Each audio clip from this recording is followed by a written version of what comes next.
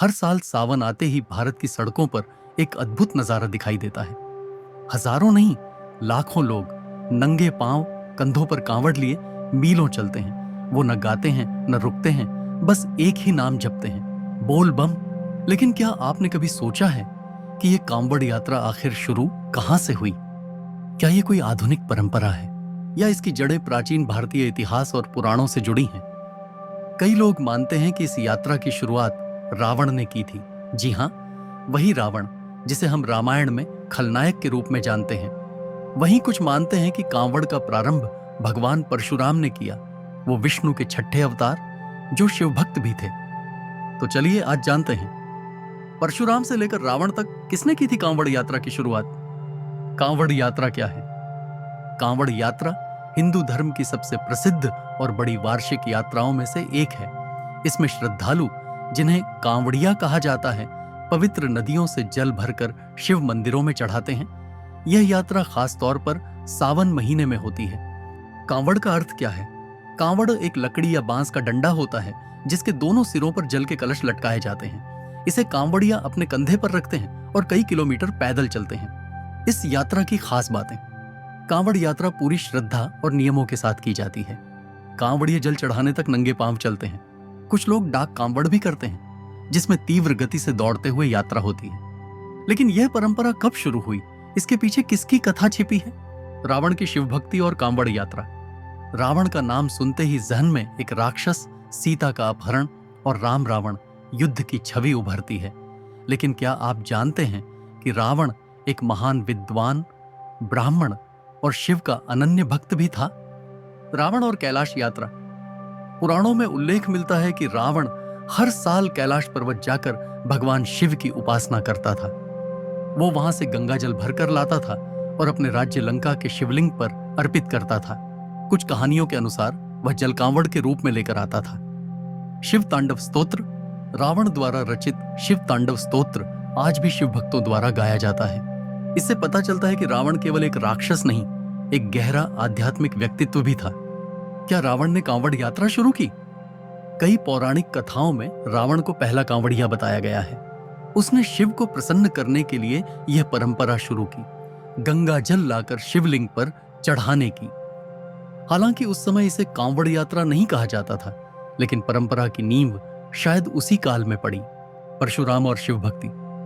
अब बात करते हैं भगवान परशुराम की, जिन्हें विष्णु का छठा अवतार माना जाता है। वो क्षत्रियों के विनाश के लिए उत्पन्न हुए थे, लेकिन साथ ही वो शिव जी के परम भक्त भी थे। परशुराम की तपस्या। कहते हैं कि परशुराम ने महाशक्ति की प्राप्ति के लिए शिव जी की कठोर तपस्या की थी।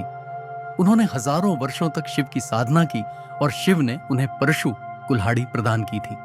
परशुराम और गंगाजल।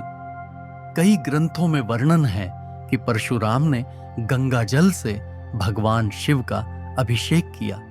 इस प्रक्रिया में उन्होंने स्वयं जल लाकर शिव को चढ़ाया, ठीक वैसे ही जैसे आज के कांवड़िए करते हैं।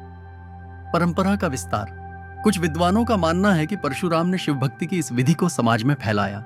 उनकी प्रेरणा से आर्षि मुनि और फिर आमजन इस परंपरा से जुड़े। इस प्रकार परशुराम को भी कांवड़ परंपरा के प्रारंभिक प्रेरक के रूप में देखा जाता है। कांवड़ यात्रा का आधुनिक स्वरूप कैसे बना?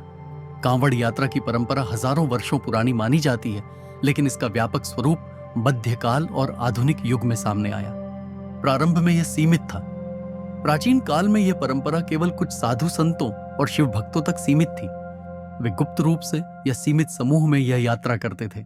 मध्यकाल में जन आंदोलन, भक्ति आंदोलन और संत परंपरा के कारण शिव भक्ति लोगों तक पहुंची। तब यह यात्रा धीरे धीरे गांव-गांव, शहर-शहर में लोकप्रिय होने लगी। आधुनिक कांवड़ यात्रा। आज कांवड़ यात्रा उत्तर भारत के कई राज्यों में बहुत ही भव्य रूप में होती है, जैसे उत्तर प्रदेश, बिहार, झारखंड, दिल्ली, हरियाणा, पंजाब और राजस्थान। हरिद्वार, गंगोत्री, देवघर और वाराणसी जैसे स्थानों से गंगा जल लाकर शिवलिंगों पर अर्पण किया जाता है।